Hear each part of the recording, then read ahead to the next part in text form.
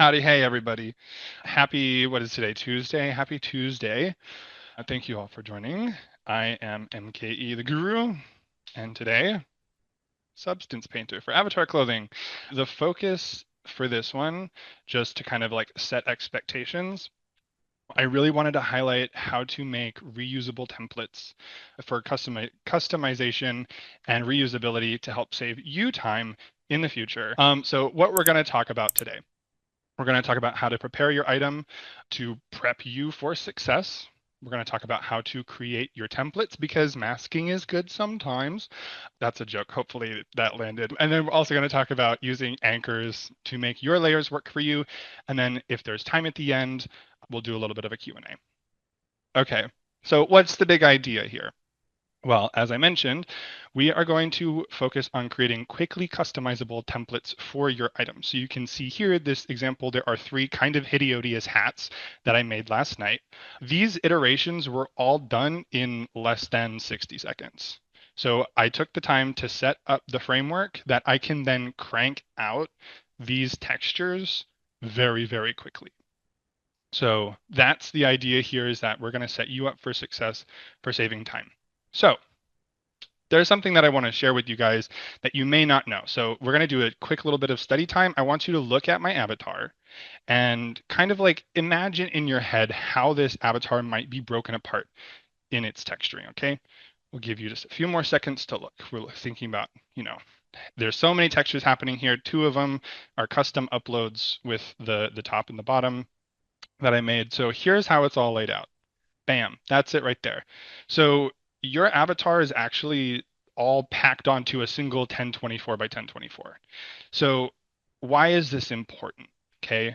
As you're creating your avatar clothes, whether it's in Substance Painter or otherwise, it's important to know that the texture files you make are going to get resized. They don't stay at a 1024. So you upload them as 1024, but they don't stay 1024. So if we look at this, we can see that the largest squares here at the top are for like the avatar face. And then this is the shirt. So your tops are going to be this 512 by 512. And then shoes and bottoms are going to be a 256, I believe, is the resolution here, because they get shrunk down. So the importance of this is, as you're making shoes, or even like in this case, these are shorts, I put little like nutrition facts because it's meant to be like a pint of ice cream. And I didn't know this at the time, but now I do. And I can see why having those little bitty details, they get totally blurred out. So I just wanted to share this with you guys because it is really important to understand how the different items get scaled down. That way you don't spend too much time putting details in or beating your head against the wall. Like, why does it look so blurry or pixely when I bring it in and it's on my avatar? This is why. So keep this in mind.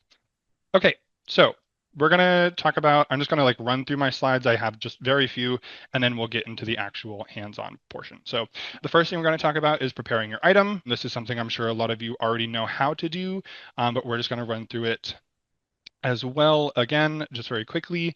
So this is downloading your UV layout and base texture from the creator portal, grabbing that source FBX as well, and then just kind of preparing it for the long run, assigning it some sort of default material and saving it out. That way you can reuse it as many times as you need. Okay, the next thing we're going to talk about is actually creating your template. So as you can see, this hat, which is what we're going to be focusing on, is these are masks, right? So black conceals, white reveals. So this is broken apart into all these different sections where you have the base hat, the feathers, the little strap across, and then specifically the buckle details. And so we'll talk about how to break up your asset into its core components.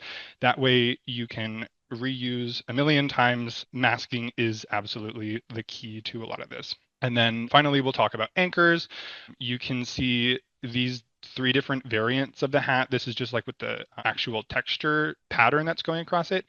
All I'm doing to change these is literally clicking and dragging one single thing from layer to layer, and then it's automatically updating across the whole mesh.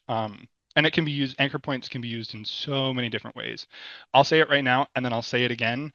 When you're using anchors in Substance Painter, they, just like real anchors on a boat, are only referenced from, you can only reference them above the anchor. So for example, if I say like I put an anchor here at the bottom of like base color and I want to reference that later on, it has to be on a layer above the anchor. I can't put it below or it won't work. And I'm sure I'll mention that again. And then lastly, we'll talk about saving your work as a smart material. That way you can have your template ready to go. You can bring in your asset, you can drag and drop, and then just start customizing and save you so much time. So when you make a smart material, this is so you do the work one time, reap the benefits forever. This is going to preserve all your layers, anchor points, and masks. And yeah, it's going to save you so much time. So let's get into it, shall we? In your item inventory, as if you are familiar with the creator clothing or avatar clothing, this is where we come. We're going to go ahead and say create avatar item and all these wonderful new things. And I'm going to choose this wizard hat. Okay, so the first thing you want to do is download those design files. You can just click on that button and then choose where you want it to go. So in this case, I'm going to save it to this folder here. And then I'm just going to unzip it. That way I can access that. And then I'm just going to get rid of that zip file. And also just for my organization's sake, I'm just going to make a new folder and tuck it in here. That way I can just save everything into one spot and not be too chaotic. So now we need to actually get the FBX. So I'm just going to give it the base image that I just saved out of it. If I can remember where I'm trying to go here, here, here, take it. And now I can say save. So this I'm not worried about because it's solely so we can get a version of this asset saved into our asset library so we can download that and have the FBX to work with. It's now processed. So I'm going to say set price and listing details. And once that loads, I'm just going to name it and I'm going to set it to the minimum, make it not accessible outside the world and save it. And then it's going to process, it's going to think. And once it's done thinking, we will be good to rock and roll. So we're going to go into our avatar items and we're going to click on this and we're going to say files, source, download. And now this is going to give us, thank you. This is going to give us this like weird whole thing. So what we're going to do is we are going to rename this and we're going to make sure, very important, that we put .fbx at the end. So I'm going to call this wizard hat underscore feathers underscore base mesh. And then see, I didn't do the thing and now I have to redo it. So don't do what I just did. Do kind of what I did, but add .fbx. And now you'll have an actual FBX file that you can use and not this whole weird thing that is a thing that you can't use.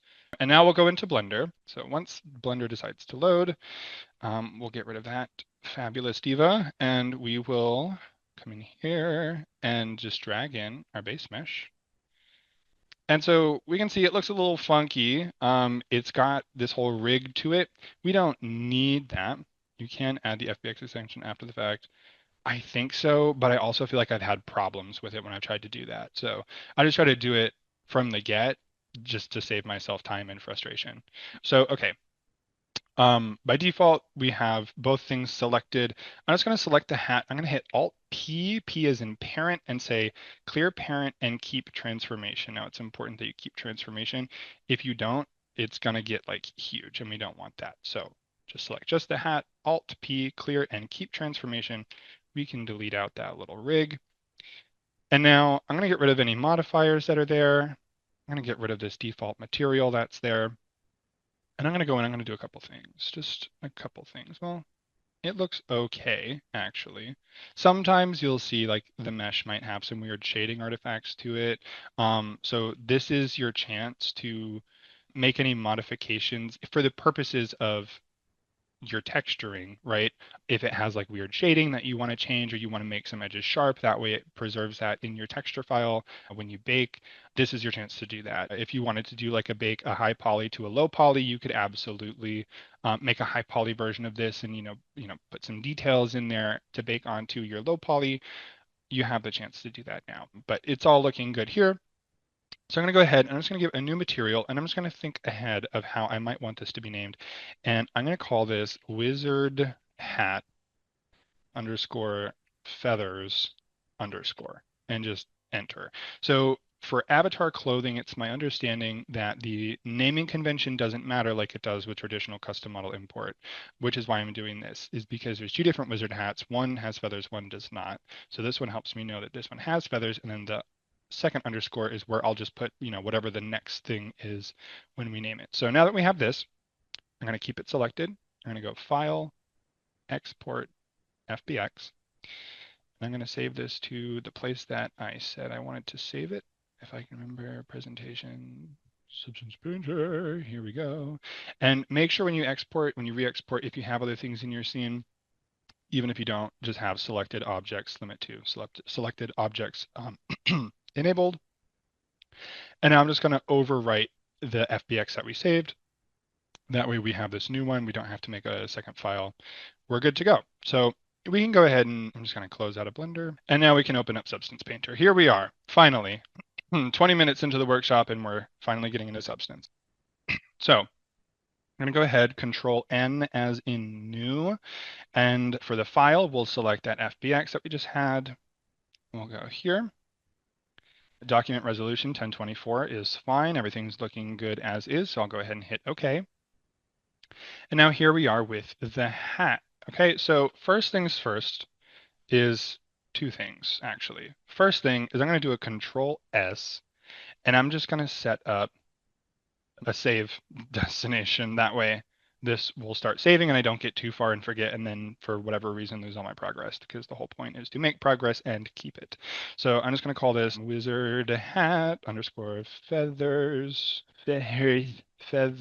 underscore SP. And now, second thing that you should do right away after you save it, you can press F8 on your keyboard, or you can press the little croissant button up here. Buttons, there we go. Okay, so F8 on your keyboard or the little croissant button will bring you into the baking window. This is where we're going to bake out all of our mesh maps. These unlock the power of Substance Painter. So you can just go ahead and hit bake straight out of the gate. Don't worry about all the settings over here. We're good to go. So first things first is we're going to mask this bad boy out. So I'm going to delete the base layer there. And we're just going to do this process several times. And it's going to look something like this. Okay, so I'm going to take just a fill layer. Okay, and I'm going to copy paste. And I just like to have one at the top. That way I don't have to keep coming back up here and clicking. I can just always have one ready to go. So with a fill layer selected, I'm going to hit Control G to create a group. And we're going to call this hat base. And I'm going to set this folder blend mode to pass through. So if I do any other blending modes on the layers in that folder, they'll actually work. So we have this hat base. I'm going to hide this upper layer. And I'm going to set this color to something like red. Okay. So we see red throughout the whole mesh. I'm also just going to quickly change to just base color. I like to work in this a lot. That way I'm not, fighting against reflections and whatnot. And I did that by just hitting C on my keyboard. You can use C to cycle through all these different modes, Shift C to cycle through in the opposite direction, and then M as in material to go back to material preview mode. So I'm hanging, you can also do it in this drop down up here. So I'm just hanging out in the base color channel. So I want to define just the actual fabric of the hat with this layer. So with my group selected, I'm going to right click and say add black mask. And then I'm going to go over here to polygon fill. Shortcut is number 4 on your keyboard. And I'm going to choose this cube here for object select. And I'm just going to click on my hat. And so I can see, actually I'm going to do Shift C to go into mask preview mode. So I can see that where it's white, this is what's included in the mask, that it has grabbed this buckle. And I don't want that. I want just the fabric of the hat. So I'm going to hit X on my keyboard to swap from white to black. And I'm going to choose this kind of grid thing here. This is for UV island selecting. So I'm just going to actually click and get rid of these UV islands. And now I have a mask that's just the fabric of the hat. Okay, so now what I'll do is I'm going to take my group, I'm going to Control C, Control V, and now this is going to be, I'm going to call this, we'll call this buckle, or we'll call this actually hat accessories. And I'm going to right click and I'm just going to say add black mask again. And so what this is going to do is just going to clear the mask, add a fresh new mask. And I'm also going to disable the hat base. I'm going to change the color for this one to like a blue, and this will all change later. This is just so we can see what we're doing. So back in my hat accessories layer mask, this is where I want to have the strap and the buckle. Shift C for mask mode, and I'm going to hit, I'm still in my UV island select. I'm going to grab those, and now we have the mask for that. And now this, well, actually, hold on. We'll circle back. So we'll just keep going and grab those feathers. So I'm going to duplicate Control C, Control V, my hat accessories. And I'm going to call this feathers. I'm going to right click, add black mask. And now in here, what I'm going to do is I'm also going to change the color to like a green. And inside of my feathers, I'm going to take the layer that's there and I'm going to group it. And I'm going to call this feather. And I'm going to give this layer a group a black mask. And so inside of my feathers, which is going to be a group, I want to do each feather individually. And so we'll start by defining the mask for the feathers. So I'm going to go back into Shift C. I'm going to select with the object select to make sure I get everything because these feathers are actually split front and back. So I want to get all three feathers in my feathers mask. And now we can see that we have all the three feathers, but now this one feather layer, I'm going to choose just this one. Now I'm going to Control C, Control V, and I'm going to Control V twice. And I'm going to, on feather 1, add a black mask, click there. Feather 2, add black mask, click here. So now I have all three feathers individually, like you can see, inside of one group. Also changing the group blend mode to pass through, and then I'm just going to change the feather colors to be their own unique thing. Again, all of this will fiddle with in a little bit. Makes this one like pink works fine. Okay. Okay, so now we have this whole thing. We have our hat base is its own thing, the hat accessories is its own thing, and the feathers are their own thing, right? So we're already getting somewhere. This is a great time as well to hit Control S since you've laid down already some really solid foundation. And keep in mind that this works for every single garment out there. I would recommend doing this for some of the things like shoes or anything that has specific areas of detail that you want to break apart. Because I have done this where I didn't take the time to set up a template and then I have to redo all of these foundational steps, getting all my lines right and masking out all these areas. And it gets kind of tedious on some of these items. So I recommend, take the time, set it up, do it once, per item that you feel the need to do it for, and then you're good to go. So, okay, there's something that I wanted to highlight in particular with this hat, right? And it's this buckle. So I'm going to come back to my item inventory and I'm going to create avatar item, headwear, and we're going to look at this hat real quick. You'll notice that it has some detailing where the actual like metal part of the buckle is, and that we can actually still see the strap through it. So I want to go in and I want to mask out this area where this would be metal, as part of the belt buckle versus the strap, because right now it's just all one thing. So this is in my hat accessories. So I'm going to come in here and I'm going to rename this base color layer. I'm going to call this strap. And then I'm going to Control C, Control V, and I'm going to call this buckle. And I'm going to Control G with buckle selected, change that layer group to pass through. And I'm going to change the buckle color to something a little more buckly, like this kind of gold. Okay. So I'm also going to rename that folder buckle and give it a black mask. Now, you might be wondering, how in the heck are we supposed to know where we need to define our mask? Well, here's how. Remember those UV templates that we saved? We're going to bring those in. So it's probably a little hard to see, but down here, there's a little plus icon, or you can go File, and say import resources. That's what we're going to do. Now, import resources, you can use this for like if you have smart materials that you want to bring in, or you wanted to bring in like some export templates. This is the same for us. We're going to bring in those, but the base texture that we saved out.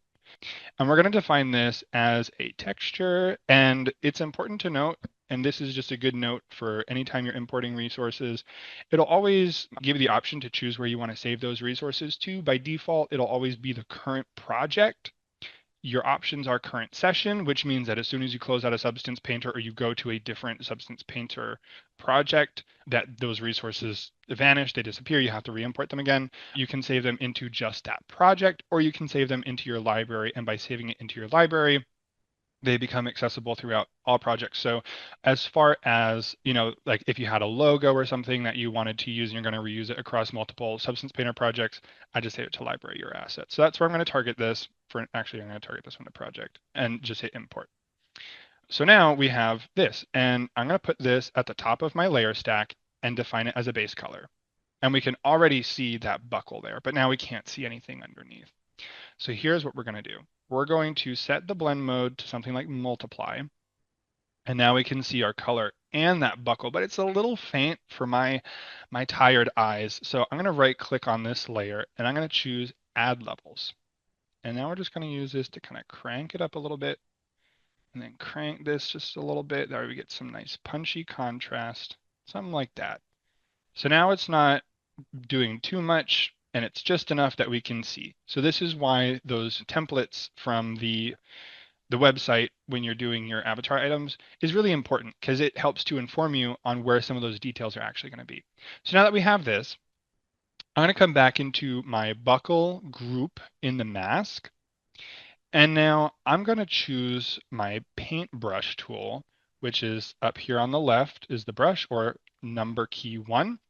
And my brush is a little large, so I'm going to hold Control right mouse button and drag it left and right to change the size. Same keys, Control right mouse button up and down to change the hardness of the brush. So I'm just going to get this about like this. And now when we're looking over here, we can see that I'm painting white. And remember that white reveals, black conceals. So I'm just going to click and hold Shift to get a nice straight line and just go around, and we can tweak this as we go. Going to shrink my brush here, get this little part here.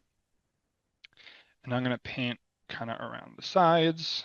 And I'm just throwing it on because it doesn't need to be perfect. We can always refine it. I'll show that in just a second. Okay, almost there. It's looking decent. If you hit X on the keyboard, you can see that'll toggle as long as you're in the extremes, like full black or full white. Hitting X will like hot switch. Yes, you can use it to make zippers pop more for sure. So I'm going to just kind of like just quickly refine this selection just a little bit. Not selection, mask, I mean. Cool. So now we have this, but Guru, it is spilling out over onto the strap. Indeed it is. Well, we can go in here and I just hit number 4 to go into that polygon fill mode. I'm still in the mask editor for my buckle layer. And I'm going to hit X to make sure that I'm now painting in full black. And I'm going to choose my UV island selector, and I'm just going to click on the strap there, and see it just made all that go away. And now our mask is refined to just where we need it to be, where that metal would be. So that's how we do that. So now we have yet another specific group for our buckle that is different from the strap, right? And now we're set to really work in these layers and make it happen. So because I've got all the details that I need, I'm going to go ahead and just turn off, just by clicking this little eyeball here, this overlay that we had to show those details, because I've got it painted in and we don't want that ending up in our final texture. So that's how we can use masks to break apart the item into very specific areas that we can reuse very, very easily. Okay, so that's one of the core takeaways that we have now knocked out. So let's talk about anchor points and actually styling these out. And one thing I'm going to do, if you don't have it, it costs a little bit, but I highly recommend the Simple Diffuse add-on. If you're like a hand-painted style kind of fan, watch this. I'm going to drag this on here. Bam. And that looks kind of funky, but just wait, just wait. I like to do soft light and apply a rock preset. And all right, so this hat looks terrible right now, and I know it's awful. Let's go ahead and let's set up our very first anchor point. So what I'm going to do is I'm just going to add in a new fill layer, and I'm going to drag it all the way to the bottom. Why? Because anchor points can only be referenced by the layers above it. So we're going to move, this is going to be for our base color. We're going to make sure it's all the way at the bottom. And I'm going to call this base color with a capital O for some reason. I'm like very OCD about my spelling and I can't help it. So I'm going to set this to be, I don't know, some sort of like kind of pale-ish green, but it's not doing anything. Not yet. So right here, as we have it, I'm going to right click on that layer and very bottom option is add anchor point. I'm going to click on that. You'll see we have this anchor point. Its name is called base color and it says no references found. That means it's not being used anywhere. So how do we actually implement this? Great question. Glad you're here. I'll explain. In our hat base folder, I'm going to open that up.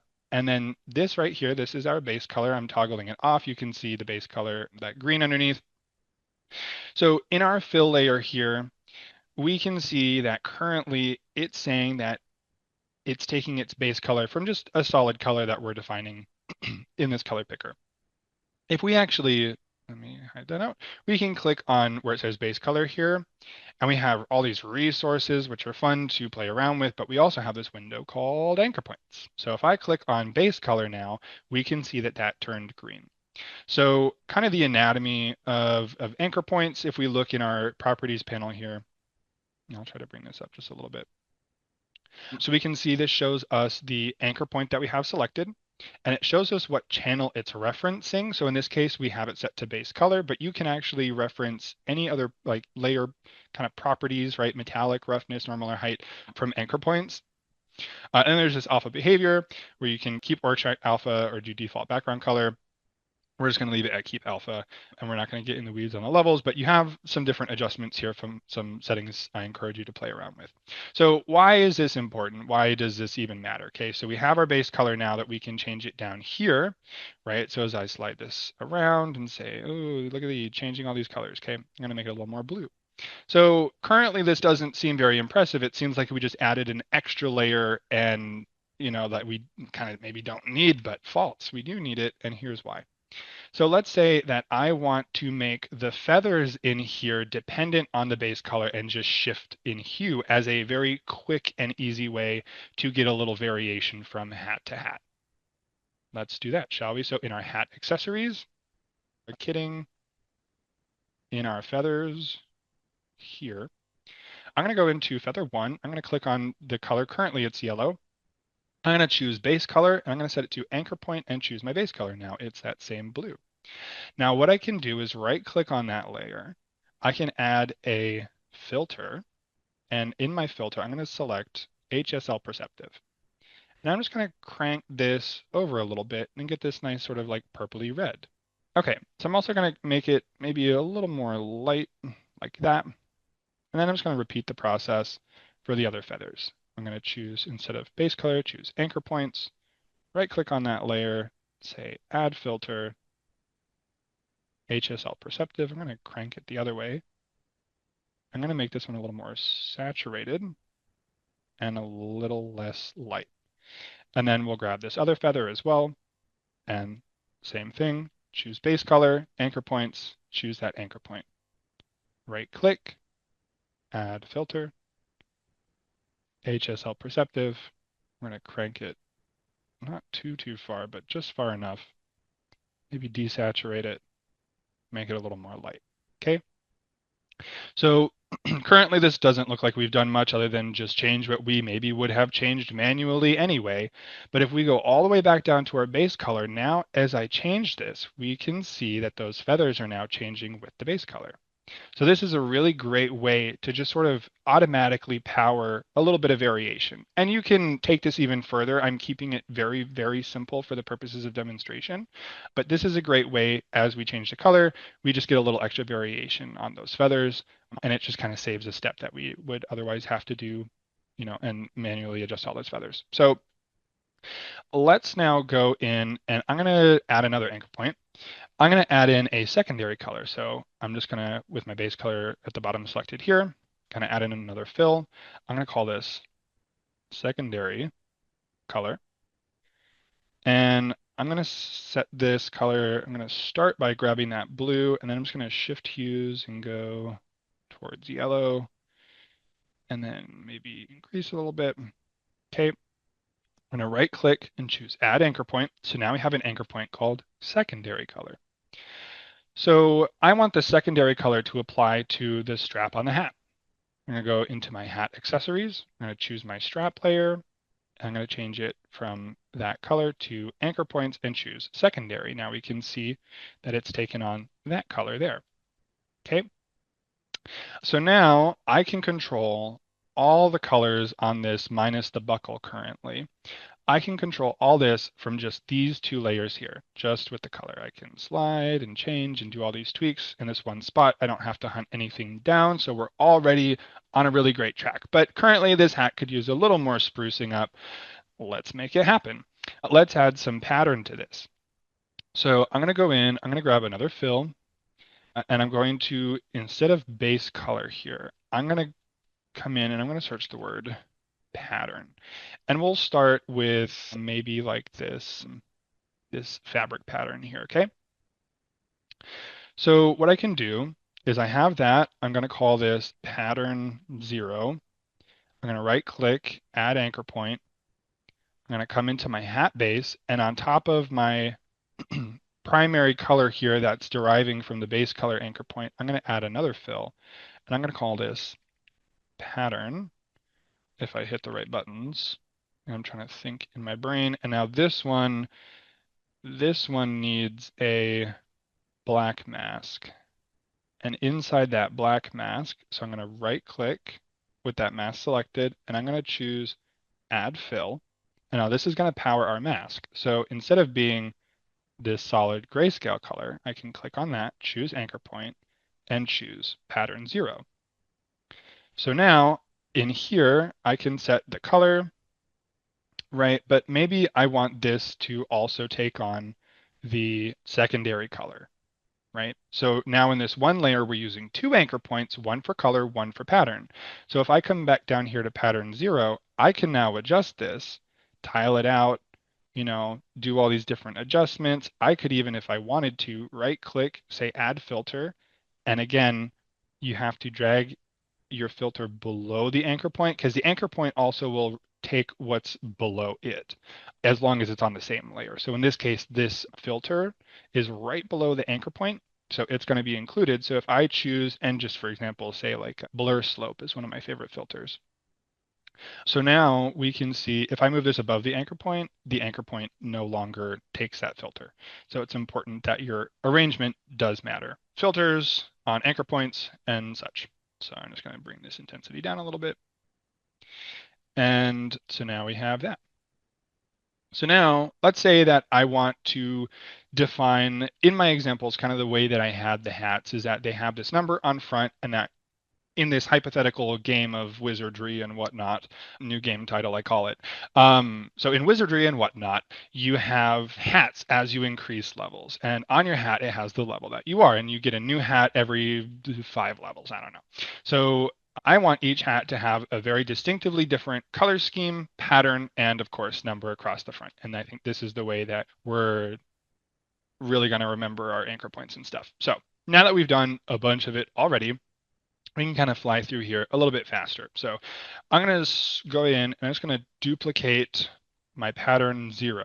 I'm going to call it pattern 1. And I'm just going to get rid of the anchor point and the filter. And I'm going to just add a new anchor point. It's going to be called pattern 1. And now I can go in and I can change the pattern. I'm going to choose this like houndstooth. And actually, we don't even need a new anchor point. And here's why.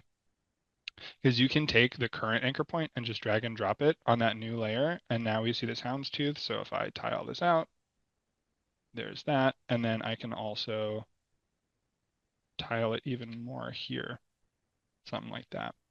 So with one anchor point, you can drag it and drop it across the different patterns and get very quickly change your results. So we'll do one more pattern here.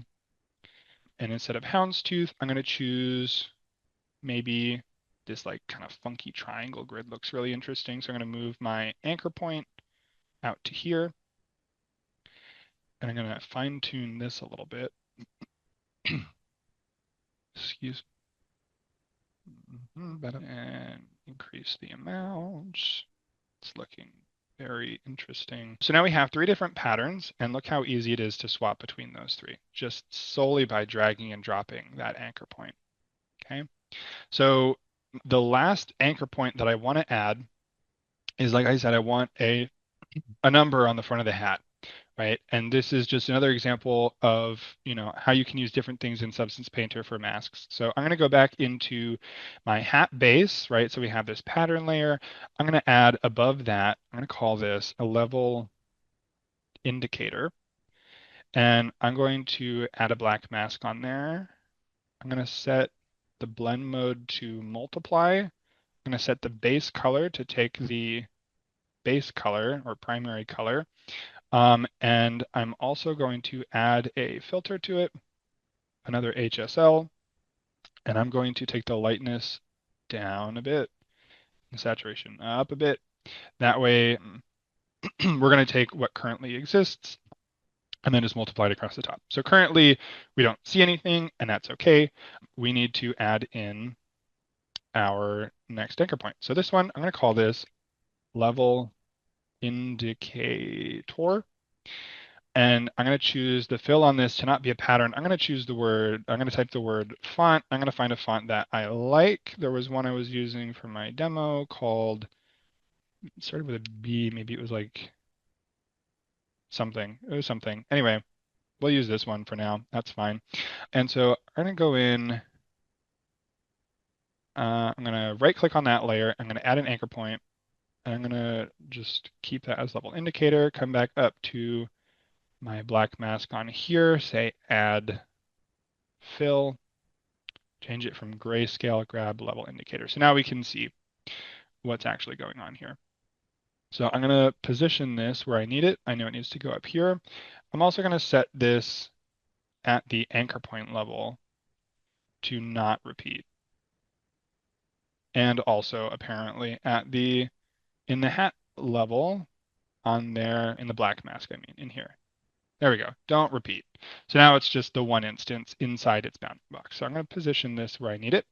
So as you click and drag from the corner, it's always free. If you hold shift, it scales evenly. If you also hold control, it scales evenly from the center.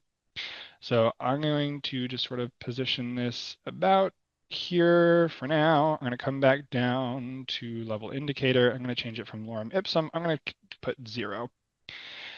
And now I go back to my level indicator in the mask, choose the fill, and now I can see where this needs to go. And I'm just going to pop this into place right above the buckle there. And now maybe this is just a little dark, so I'm going to come back to my filter, increase the lightness, and keep it about there. Looks fine enough. So this was the level 0 hat, so I can either say File, Export Textures, or Hotkey Control-Shift-E. Very important that you choose a place to put it. Otherwise, what will happen is it will end up here and you'll never know where to go to find it. Ask me how I know. So I'm going to go here and choose that as my destination. Then you choose your output template. Now, for avatar clothing, since you only can control the base color, you only need to export the base color. So in that zip file that I shared, there is a Horizon avatar clothing export template. It's super easy to set up if you need to.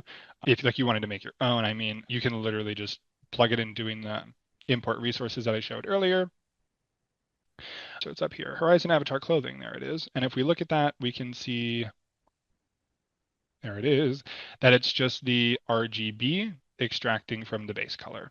And that's all it is. And then it's just taking the texture set name, which is wizard feathers underscore, or whatever your material is named on your mesh. So I'm going to go ahead and save settings. First, I'm going to do size. You can say based on each texture set size. So this is going to be the number that we defined when we started the project. Currently it's at 1024. That's the target we want to go for.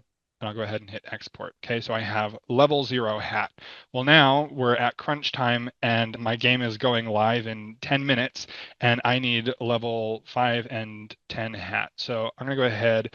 I'm just going to change the base color, which is also going to affect the feather colors. I can change the secondary color to something that looks a little bit better here. We'll go with like this pink looks decent enough. And I'm also just going to change it to this new pattern. And this is for my level 5 hat. So I'm going to change it from 0 to not 65, 5. There we go. And now I can Control Shift E. And here's my second one before I actually export it though. I'm going to slow down for a second because this is important. If I were to export my level 5 hat right now, it would overwrite Wizard Feathers, the level 0 hat, because it'd be the same name. So I'm going to, before I export, just rename the first one I exported and just put levels 0. And now we're good. Now I can hit export and resume my chaos. So I'm going to go back here and I'm going to rename this new one that we just saved to be level 5. And now I need that level 10 hat. Time is just crunched right now. We're going to change that base color to something, oh, like that's fine. We'll change the secondary color over here to like, that's fine. We'll change the pattern to like this one here. And it looks kind of funky, but that's how I wanted it to be. And this is for level 10. Oh my goodness, the deadline is approaching. I'm screaming internally and externally. Apologies if you're wearing headphones. Control Shift E to export. Make sure it's going to the right spot. We already renamed the other one, so we're good. I'll go ahead and come in here. And then just for organization's sake, I'm going to rename this level 10. So now I have 3 new hats in crunch time, all very different from each other, different enough at least. That's the power of anchor points and masks. And I just gave myself chills that I actually like tied it all neatly in a bow. Yay. So that is that's what this is all about. Is you see how very quickly and easy it is to put in a little bit of work beforehand. That way, when you're in crunch time because you procrastinated everything and spent maybe a little too much time eating chocolate chip ice cream, you can quickly just get your work done very fast. That's the whole point. And now we have 3 unique texture files that I'm just going to put this over here and come back over here. I can now see there's 1 hat, 2 hat, 3 hat, like that. And it all happens so fast. That's the whole point, right? So anchor points and masking is super duper important. And you can save yourself so much time and afford yourself that extra ice cream time if you put in the work a little bit beforehand. All right. Thanks for tuning in. Bye bye, y'all. Toodaloo.